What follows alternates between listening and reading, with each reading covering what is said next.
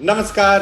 तो 3 राज्यों में खास तौर से कोरोना वायरस की समस्या सबसे गंभीर है। अभी महाराष्ट्र का तो जिक्र होता ही है, पर केसेस दिल्ली में बढ़ते चले जा रहे हैं और तमिलनाडु में बढ़ते चले जा रहे हैं। और अगर मृत्यु दर को आपको देखें तो जैसे हम आपको बताते जा रहे हैं तो गुजरात में काफी गंभीर समस्या है। पर अगर आप दिल्ली और तमिलनाडु को देखें तो आज एक बात स्पष्ट हो गई है कि दोनों राज्यों में, दोनों इलाकों में जो रणनीति अपनाई जाएगी वो काफी फर्क होगी। तमिलनाडु ने आज घोषणा की है कि चेन्नई और उसके जो पड़ोसी इलाकों हैं वहां एक और लॉकडाउन होगा। जून के एंड तक वहां लॉकडाउन होगा। वहां चेन्नई में खास तौर से लोगों को इधर उधर जाने की उतनी अनुमति नहीं मिलेगी जितनी अनलॉक 1 के जरिए के दौरान उनको मिल रही थी। तो तमिलनाडु ने तो लॉकडाउन की घोषणा की है।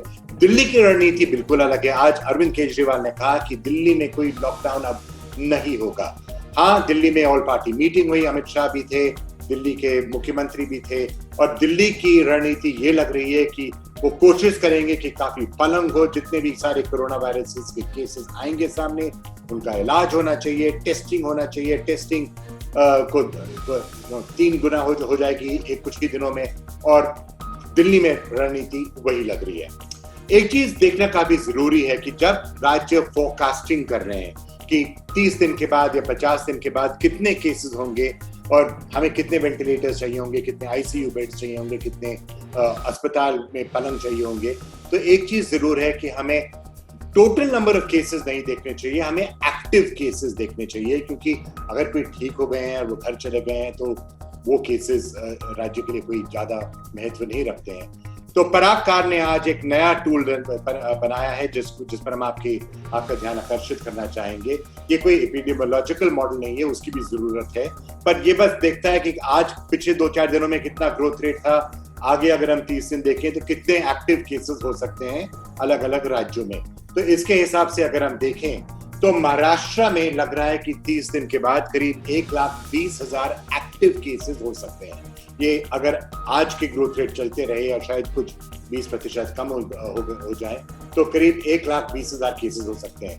दिल्ली में समस्या बढ़ती चली जाएगी क्योंकि करीब 85,000 केसेस दिल्ली में हो सकते हैं, एक्टिव केसेस। और ये इसलिए क्योंकि दिल्ली में केसेस तो हैं ही काफी, 24,000 एक्टिव केसेस हैं आजकल और ग्रोथ रेट भी करीब 5% से ज्यादा है। तमिलनाडु में भी करीब 50,000 केसेस हो सकते हैं, 50,000 से थोड़े कम, क्योंकि वहां भी करीब 3.5 के करीब वहां का ग्रोथ रेट है।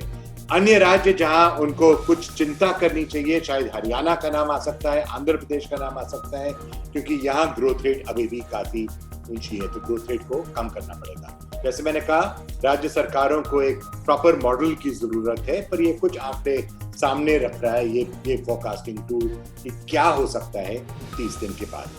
पर अब तमिलनाडु क्या करने की सोच रहा है, दिल्ली क्या करने की सोच रहा है, चलिए दिखाते हैं आज की मुख्य सुर्खी।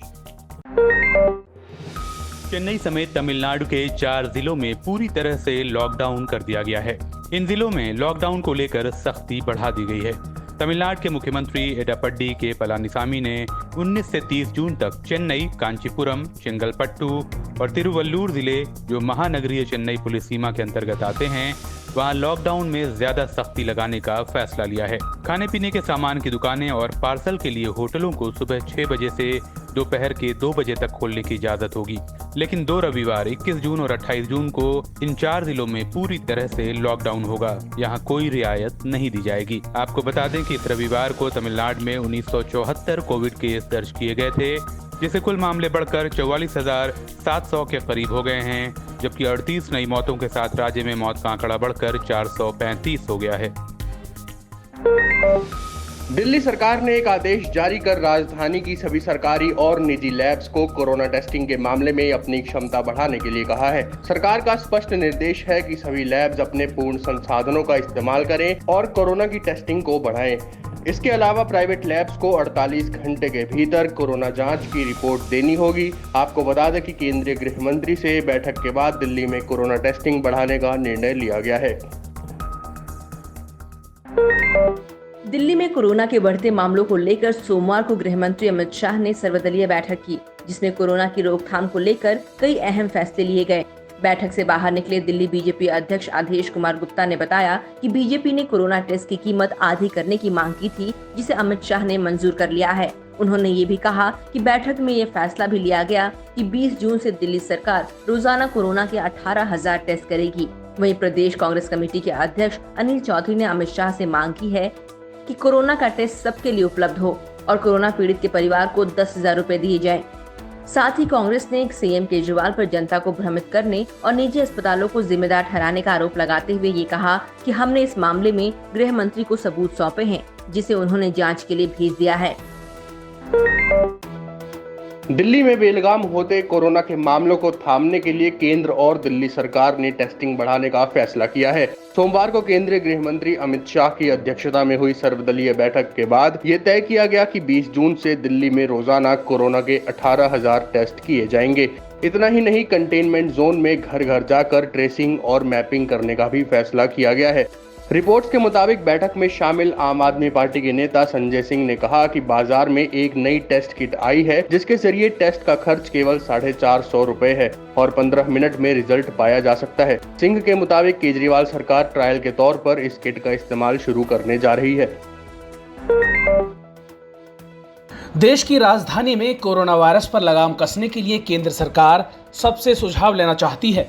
इसको लेकर सोमवार को सर्वदलीय बैठक हुई। इस बैठक में सत्ताधारी आम आदमी पार्टी, बीजेपी, कांग्रेस और बीएसपी के प्रदेश स्तरीय नेता मौजूद रहे। खबर है कि गृह मंत्री द्वारा की जाने वाली बैठक में कांग्रेस ने मांग की है कि कोविड-19 की जांच सभी को मुहैया कराई जाए, क्योंकि यह सभी का अधिकार है। कांग्रेस ने यह भी मांग की है कि हर उस परिवार को 10,000 रुपए का भुगतान किया जाए जिसका सदस्य संक्रमित है या कंटेनमेंट जोन में रहता है।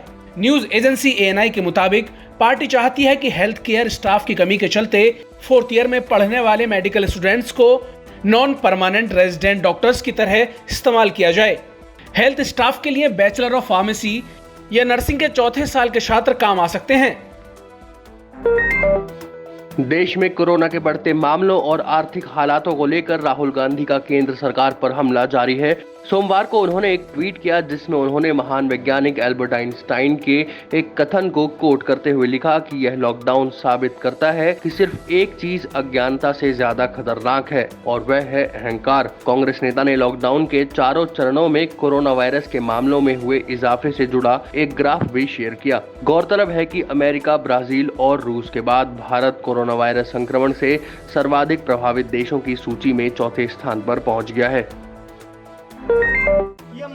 मध्य प्रदेश की इछावर विधानसभा से बीजेपी के पूर्व मंत्री और विधायक करण सिंह वर्मा का बेहद चौंकाने वाला बयान सामने आया है। अपने क्षेत्र में एक शिलान्यास समारोह में उन्होंने कहा कि मौजूदा समय में देश में करीब 85 से 90 करोड़ लोग कोरोना वायरस से संक्रमित हैं। करण सिंह ने कहा कि पूरा देश कोरोना से लड़ रहा है। आप सभी से हाथ जोड़कर निवेदन है कि 5 फीट दूर रहें। चीन से आई इस महामारी के चलते इस समय करीब 85 से 90 करोड़ लोग कोरोना से संक्रमित हैं।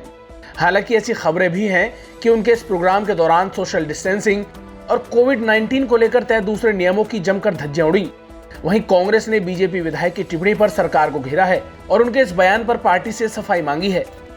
ये महामारी है, ये चीन के द्वारा आई है। पूरे देश में करीब इस समय 85-90 करोड़ लोग कोरोना से पीड़ित है। दिल्ली में कोरोना वायरस के मामलों की संख्या लगातार बढ़ती जा रही है। इसी के मद्देनजर रेलवे भी सहायता को आगे आया है। रेलवे ने फैसला लिया है कि आनंद विहार स्टेशन से अब ट्रेन नहीं खुलेगी। इसके सभी प्लेटफॉर्म्स पर आइसोलेशन कोच लगाए जाएंगे। फिलहाल आनंद विहार रेलवे स्टेशन से चलने वाली सभी 5 ट्रेनें अगले आदेश तक पुरानी दिल्ली रेलवे स्टेशन से चलेंगी। दरअसल राजधानी में कई ऐसे मामले सामने आए हैं जहां मरीजों को अस्पतालों में बेड नहीं होने की शिकायत मिली थी, जिसके बाद इस फैसले को लिया गया। महाराष्ट्र में कोरोना मरीजों की संख्या 1.5 लाख के करीब पहुंच गई है। अकेले मुंबई में ही करीब 60,000 मामले हैं। इन सब के बीच सोमवार से मुंबई की लाइफलाइन लोकल ट्रेनें पटरी पर उतर आई हैं। हालांकि अभी इन ट्रेनों में सिर्फ जरूरी स्टाफ को ही यात्रा करने की अनुमति होगी।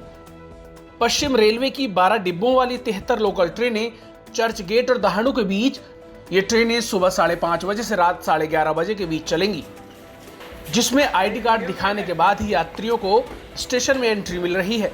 स्टाफ को क्यूआर आधारित ई पास दिए जाएंगे, जिनमें कलर कोड भी होगा। ट्रेन के अंदर सोशल डिस्टेंसिंग का पालन किया जा रहा है। देश में कोरोना वायरस के मामले हर दिन नया रिकॉर्ड बना रहे हैं। सोमवार को स्वास्थ्य विभाग की तरफ से जारी आंकड़ों के मुताबिक बीते 24 घंटे में 11,502 नए मामले सामने आए, जबकि 325 लोगों की मौत हो गई। अब देश में कुल मरीजों का आंकड़ा 3,32,424 है, जिसमें 9,520 लोगों की मौत हो चुकी है। देश में एक्टिव केसों की संख्या 1,53,106 है। इन डराने वाले आंकड़ों के बीच राहत की खबर बढ़ता रिकवरी रेट है। अब देश में 51.07% मरीज रिकवर हो रहे हैं। अब तक 1,69,000 से ज्यादा मरीज कोरोना को मात देने में सफल रहे हैं। कोरोना संकट के बीच सोमवार को केरल के मुख्यमंत्री पिनराई विजयन की बेटी वीणा की शादी हुई। आईटी प्रोफेशनल वीणा की शादी सीपीएम के यूथ विंग DYFI के राष्ट्रीय अध्यक्ष मोहम्मद रियाज से हुई।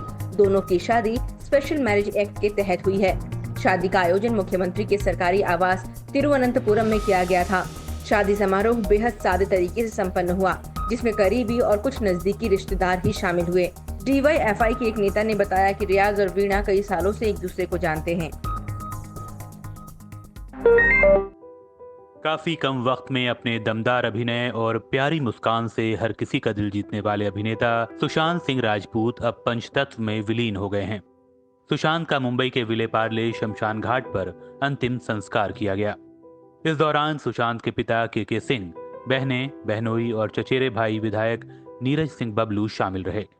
परिजन के अलावा फिल्म इंडस्ट्री से कृति सैनन, श्रद्धा कपूर, विवेक ओबेरॉय, रिया चक्रवर्ती, रणदीप हुड्डा, राजकुमार राव, सुनील शेट्टी, वरुण शर्मा और अर्जुन बिजलानी समेत कई टीवी कलाकार भी अंतिम संस्कार में मौजूद थे।